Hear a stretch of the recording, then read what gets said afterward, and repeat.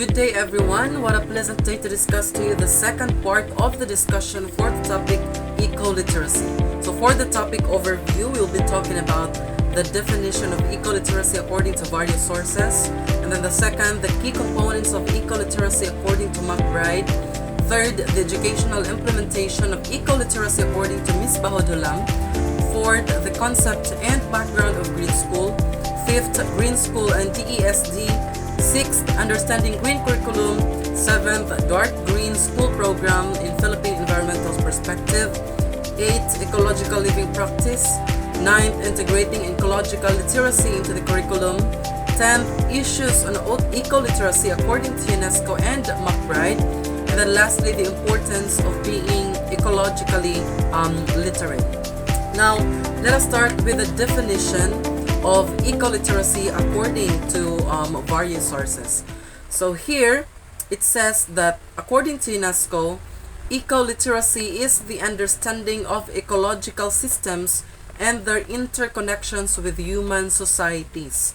It equips individuals with the knowledge, skills, and commitment to address environmental challenges and promote sustainable development through education and responsible action. So before we hear the word literacy, it seems like it is bounded only with the knowledge level.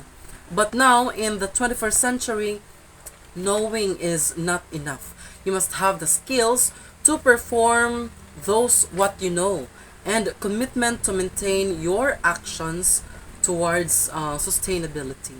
Now this is what UNESCO wants to impart, that eco-literacy must not just be isolated with what we learned, but should be everyone's responsibility.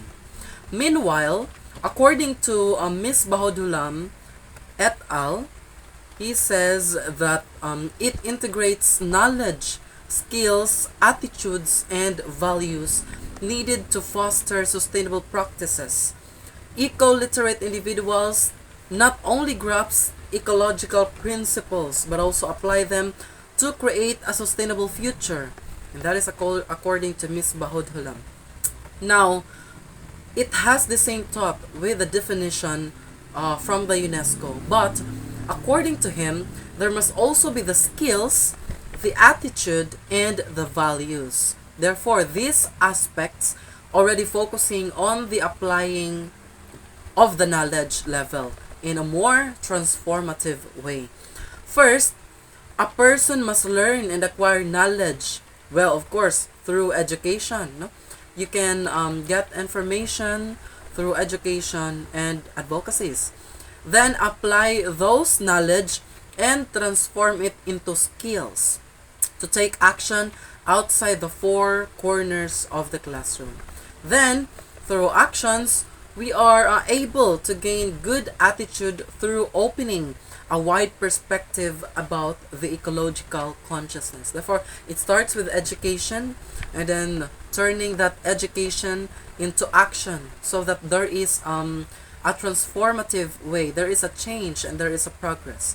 Now, according to McBride et al., there are four components of eco-literacy. The first component is the head, or the cognitive understanding. It states that knowledge of ecosystems, biodiversity, and sustainability, and that pertains to the head, or the cognitive understanding. And then next, the understanding, the head, according to him, is the understanding of human-environment interactions. So therefore, we can observe that it all boils down with the knowledge. Here, the knowledge begins with here in our head. Having the sufficient information, because we cannot take action for something that we do not know. We are illiterate of that something. We are not informed. No, our thinking is not updated. Therefore, we cannot take any actions. Therefore, our head, specifically our minds, is the first component of the human body that plays a pioneering role, and it aligns as well with the definition of eco-literacy from UNESCO, right? And Ms. Bahodulam. Now next component is the heart. or the emotional connection. According to McBride, heart is fostering empathy for nature through environmental experiences. And also, it is about recognizing the emotional impacts of environmental degradation. So, which means, in accordance to Miss Bahud Hulam and the UNESCO, but the more observable here is the definition of Miss Bahud Hulam. The attitude and values are the response of heart, the emotional connection, right? There is an emotional connection. It forces you to sympathize and take action to help, to sustain, and to transform. Now, next element is the hands. Hands or the practical action. It is about engaging in green behaviors such as reducing waste, conserving resources, and supporting eco-friendly products. Without the hands, you cannot do anything. You cannot act. You cannot take action. Our hands play a crucial role in creating a change. These two hands of ours, right? These powerful hands can therefore make a difference, a huge difference. And the last component of eco-literacy is the spirit.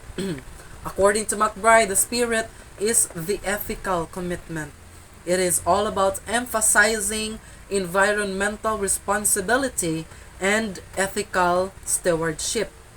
So, the word commitment is also reflected with the UNESCO's definition of eco-literacy, right? Even if even if you know something, even if you act something, but you do not have the commitment, there is no sustainability at all, because your action is not continuous. Therefore, there is no sustainability, and that is why there is a need for an individual to have a commitment in order for him or her to become ecologically literate. All right? So, therefore, if actions are not sustained, a difference will not be created. Remember that progress is not a one-way process. It cannot be determined by only one action, right? It requires a series of actions to sustain the aspired outcome. All right, we are now done dissecting the real definition and the essence of eco-literacy. Now, let's proceed to the educational contexts to discuss the educational implementation of eco-literacy. First, in schools. Now, according here, in schools, it is all about integrating eco-literacy in curricula, fosters environmental care attitudes from a young age. For example, in a study involving elementary students, targeted eco-literacy activities led to a significant improvement in their environmental care behaviors. So, as I said earlier, knowing is very important, and it all boils down with educating young minds, right? So that in younger age, they already have that sense of responsibility and consciousness. If they are uneducated with the things and practices about the environment that must be done, they will not know what is the right thing to do. I believe this is also a call to every teacher and curricularist in the Philippines that real world problems must be highlighted, right? And should be given emphasis because these problems are existing, right? We should not teach children to be more idealist. We shall teach those students or our students to be more realistic. Next is the experiential learning. It is more on activities like tree planting, recycling drives, and ecological monitoring.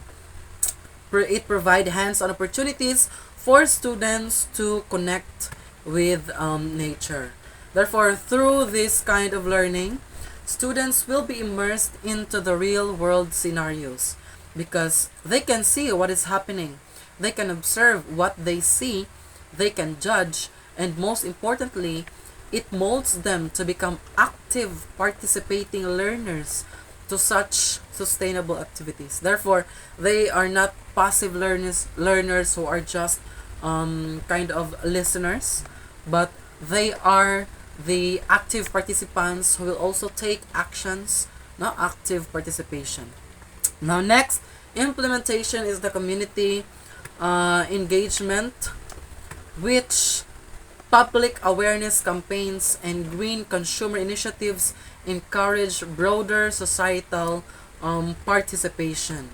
So, therefore, community engagement is now the higher order of implementation because it aims at educating, taking actions, and encouraging everyone to take part of solving the problem of the community.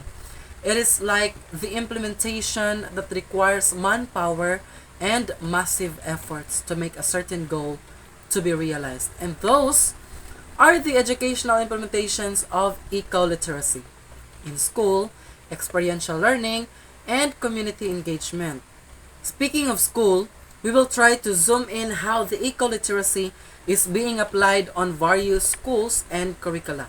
Starting with the concept and the background of Green School, I will read. The World Summit on Sustainable Development, or WSSD, in Johannesburg in 2002 catalyzed the efforts to bring about a shift in educating about the environment to educating for sustainability. This shift reflected the international climate of thinking about sustainable development that meets the needs of the present without compromising future generations to meet their own needs. Now, why is there a need to shift in educating about the environment to educating for sustainability? Well, educating about the environment is no longer enough. Educating them about what is environment is not enough. Students need to be educated for sustainability. Educating them what to do, what practices must be done, what actions must be taken in order to maintain sustainability, because that is what the environment needs right now.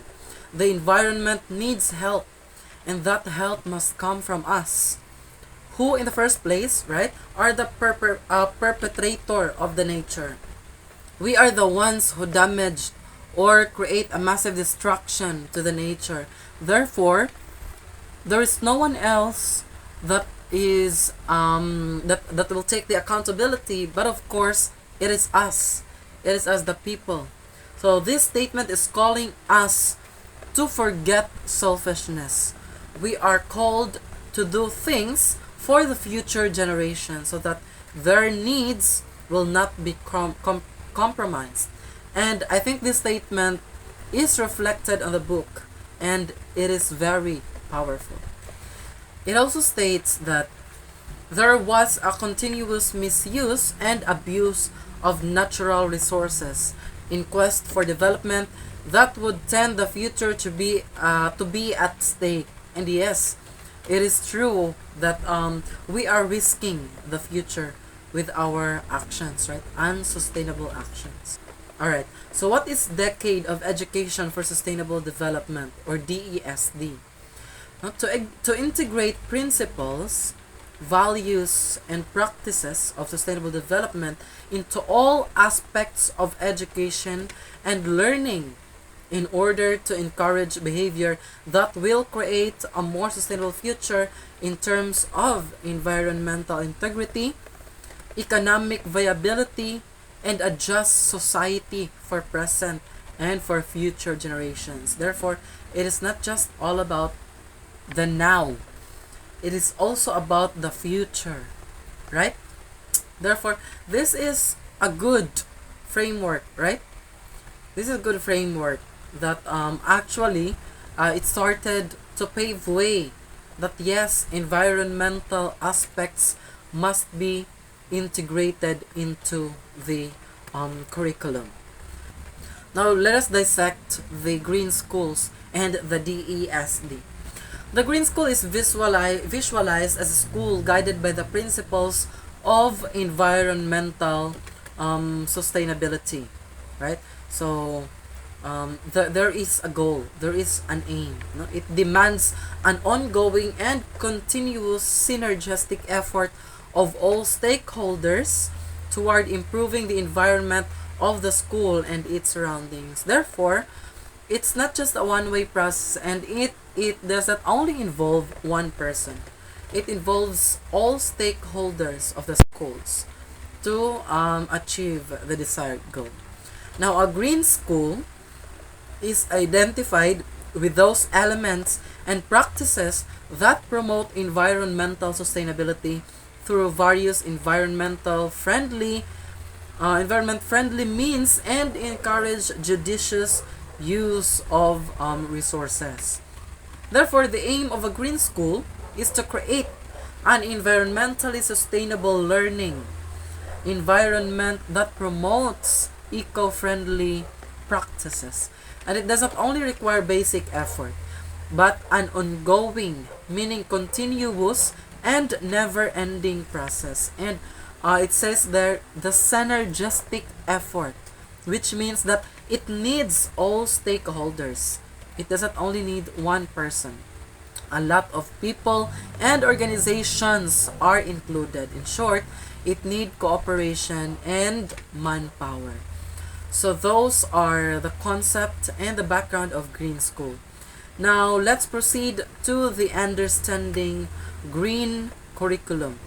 So for a curriculum to be green, must include the following aspects. First, environment is encompassing, multidisciplinary and dynamic, has a scientific, social, economic, political, and technological dimensions. It simply means that environment is a whole. It's not just a piece or a part, right? If there is one component that will not work properly, for example, in political aspect, right? For example, in social aspect, if there is one aspect that will stop working, the environment will collapse. Therefore, everything is interconnected. The environment as a whole will collapse if there is something missing and is not working. Now, next, being holistic, a green curriculum views environment as all that is around and aims to give a better understanding of the way the world functions, its operations, its alteration because of actions of human race and its consequences. Therefore, the need to teach environmental teachings is a must and must be put into writings. After it is put into writings or documents like that, it must be applied for greater good. And this is where the green curriculum is integrated, right? Into writings. First planning, and then of course realizing those plans through writing, and then of course implementing or applying into the curriculum. Now, let us look out to the dark green school program in Philippine environmental perspectives. Now, it states that schools must be clean and neat as evidence of good management and housekeeping. Therefore, we observe that the cleaner and the greener the environment is, the more relaxing and calm it is to the people. And that is right. Same with the educational environment. The cleaner, the eager the learners wants to learn, right? The more that they will be more motivated, and the less that their minds would be messed, right? There is an organized surroundings. Therefore, their thinking will at be peace and also organized, right? Now next, schools must call for green spaces, appropriate land use, planning, conservation of materials and energy, proper waste management, segregation, use of appropriate materials, and avoidance of harmful ones, and respect to others, right to a smoke-free air. Now, this is this simply implies that cleanliness must not only be observed inside the classroom, but throughout the entire school community. Because the students are not just bounded into the four corners of the classroom. They will go outside, and if they will see that outside is not that clean, therefore that is a negative aspect for them, right? It creates a negative thinking for the students. And now, the third, schools must have management policies and guidelines that would create a healthful and ecological campus. Therefore, it pertains to the implementation of policies and guidelines that students, teachers, and all stakeholders must follow. Now, next, the Dark Green School program. The schools must have a well-planned environmental curriculum for all levels, adequately oriented and trained faculty, and administrative, library, and financial support. This is very important since it talks about the resources of the school, the quality educators, the financial matters, and the government and the schools must wisely plan for this in order to implement properly, right? In order to implement properly and brilliantly the things that needs to be implemented. Therefore, the curricularists and the educators plays a vital role. Every stakeholder of the school play a vital role. Even those janitors and sanitary, they play vital role in a school. Now next, have faculty and students who are aware of and appreciate the environmental program of the school. This is an interesting one. When there are students proposing programs for the school activities, for example, for the environment events, for example, sometimes schools decline because they thought that it is a waste of time and it is better to just teach the students. Well, in my own perspective, it is very wrong.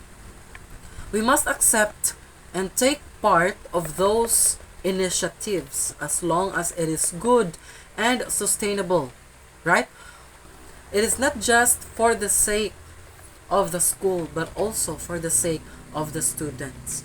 It is not just for the students, but for all to be engaged and advocated to share the same principles in one school. Now next, it says that schools must reach out to an outside community to spread a concern for Mother Earth and facilitate projects and programs that improve the environment. No? So there are a lot of schools who are doing this right now, and this is great. We must connect to the community to address the real problems that the people are facing, that we are facing. So in that way, we are already participating and immersing ourselves into more transformative and sustainable actions. And lastly, we have here that schools must engage in research that adds knowledge in the ways of nature and the impact of human activities. And this is very evident right now, no? And this is very important as well. There are a lot of researchers, and there are a lot of researches about the environment. But the problem is, we only have few researches that are heard and implemented. Thus, there is a need to reinforce researchers and researches and encourage them to make real-world problems be the central topic of the study. not that idealist, not a research, not an idealist research. We have to be more realistic. So next up would be the ecological living practice. Now it states that the dimensions of sustainability describe the environmental impacts of our activities, the causes of which come from the socio-economic and political systems of the society. This dimension focuses on protecting and preserving the natural environment for future generations. It involves practices such as reducing pollution, conserving resources, protecting ecosystems, and addressing climate change to ensure the Earth's ability to support life. To support life. And with that support, life is maintained and life is continuous without compromising the next generation. And that is under the environmental aspect. Now, we have here also the economic. Now, economic dimension aims for long-term economic growth that does not deplete resources or harm the environment. It emphasizes creating stable economies, right, through sustainable industries, responsible consumption, and fair trade, while ensuring that wealth is distributed equitably across society. Most especially the fossil fuels, those fossil fuels can be depleted. Therefore, there must be proper consumption of those, most especially those industries that are using, so they're making products. Making products is not a bad one, but what makes it bad is that it is being the resources are being depleted, right? They are producing, right? There is an overproduction, and the law of supply and demand. If there is there is overproduction, there is also the overconsumption. Therefore, it leads to the depletion of the resources. Lastly, the social. Now, the social dimension is concerned with ensuring that development benefits all people, providing equitable opportunities for education, health, and a good quality of life. Not everything is equal. It includes promoting social justice, reducing inequality, and fostering inclusivity and community well-being for current and future generations. It seems like it is very idealistic because there is no such thing as equality, right? In my own perspective, there is no such thing as equality. There's always inequality. Now, in integrating ecological literacy into the curriculum, there are 4 considerations. First consideration is the place-based learning. It is an experiential learning that engages students in their own environments and a strategy that captures their imagination and advances environmental stewardship and civic engagement, right? So, in place-based learning, activities include mapping the local environment to learn key ecological and cultural principles, studying the interplay between local society and the environment, supporting habitat restoration projects with local citizens to improve the quality of life in their communities. Here, learning takes students out of the classroom and into the community and natural environment. So it is more on the investigating, observing the community. Now we have the Socratic inquiry. Here, this is named after the Greek philosopher Socrates, right? We believe that questions and not answers stimulate learning. Therefore, rather than teaching facts and information, Teachers encourage students to ask questions about their assumptions, values, and conceptions. Here, the role of the teacher shifts from direct instruction to facilitating discussion. Therefore, a teacher is not the sole source of knowledge, but he is only a facilitator of learning. All right, so it is more on asking questions and student-centered learning. Next is the experiential learning. It promotes students' involvement in the real world and defines the teacher's role as a facilitator of learning. The process of learning leads to behavioral outcomes. So here, it is based on the premise that learning is an active and a continuous process with experience as its foundation. Because again, students learn better when they are immersed into hands-on activities, right? For example, laboratories, experiments, role plays, like that. Those activities that do not just stimulate learning but also engages the students, no, into a more engaging and joyous activities. Now next we have the interdisciplinary learning. It emphasizes connections between traditionally discrete disciplines such as math, science, history, and language arts, rather than limiting learning to one content area at a time.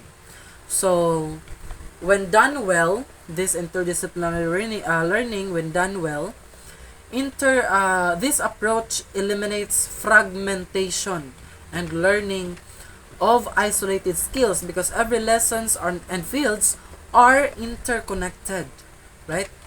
When we say interdisciplinary, every lesson and every subjects or courses are interconnected for the reason that, again, environment is a whole, not just a part. Now, why do we need to follow and apply those? Why am I talking too much in detail here? Because there are a lot of issues existing on eco-literacy. First, according to UNESCO and McBride, is that we lack awareness and education. Many individuals lack exposure to ecological principles and sustainable practices, resulting in limited understanding of environmental issues. And this is very true, right? This may be because some schools are teaching only topsoil knowledge. Topsoil knowledge is very shallow knowledge about the environment. There is no deepening, allowing students to critically think. There is not enough eye-opener to the students where they should have gained wider perspectives about environmental problems. So it is a call to every teacher that this teaching, no, facilitating learning is not just about following the content of the book, but also talking about the real world problems and scenarios. Next, we are disconnected from the nature. Urbanization and technology have created a growing disconnect between people and nature. This is actually a huge problem. Because of technological advancements, we are distracted. And instead of using technology for good, it is now a source of environmental stress. Why not use technology to advocate, right? To raise awareness and make something that somehow solve ecological problems, right? This is the thing that I think all must reflect. All people must take action. All right. Now, next is that we resist to behavioral change. Even when eco-literacy is achieved, resistance to adopting sustainable behaviors due to cultural norms, convenience, or lack of incentives remains a major challenge. This makes sense. Humans always aim for convenience. Correct me if I'm wrong. We do not want ourselves to walk, but we have to ride. We do not want ourselves to use eco-friendly things, but we have to use plastics. Well, yes, that's human. We always want things to be convenient for us, and that is why we do not want to be 100% eco-friendly. And that is one of the concerns of the society, a big and a huge problem of the society. Now, next, overemphasis on knowledge over action. Many eco-literacy programs focus on theoretical knowledge rather than practical application, failing to empower individuals to take tangible steps toward sustainability. As I said, still there are schools and educators that take emphasis more on knowledge level rather than practical applications, no? Which is a problem as well, a huge problem. So every stakeholders must be educated in order for the students to be well educated and promoted by the quality education. Now next is the policy gaps. Inconsistent policies and insufficient government support hinder widespread eco-literacy initiatives. Without institutional backing, scaling eco-literacy program is difficult. And you know, there are a lot of laws in this country, right? But they lack reinforcement and strong implementations. Plus, there's also lack of support and resources from the government. The resources and financial matters are not wisely spent. Remember, a part of environment is politics, as I said. Therefore, it really depends upon the governance of the administration or country. It plays a crucial role. Therefore, we cannot say that the government is working alone and there is no connection with the people, but a problem in politics will be a problem of all people. Alright? To conclude everything, we need to be ecologically literate, because ecological literacy is not just about understanding nature. It is about integrating that understanding into daily life, decision making, and long-term planning. It cultivates a sense of responsibility and urgency to care for the earth, ensuring a healthy and sustainable planet for all. And to add to that statement, being ecological literate is not just about ourselves.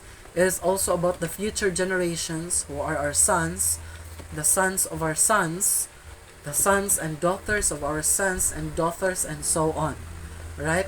So, before I end my presentation, let me leave you with a quote by David Orr, which says that ecological literacy is the ability to think and act with the earth in mind.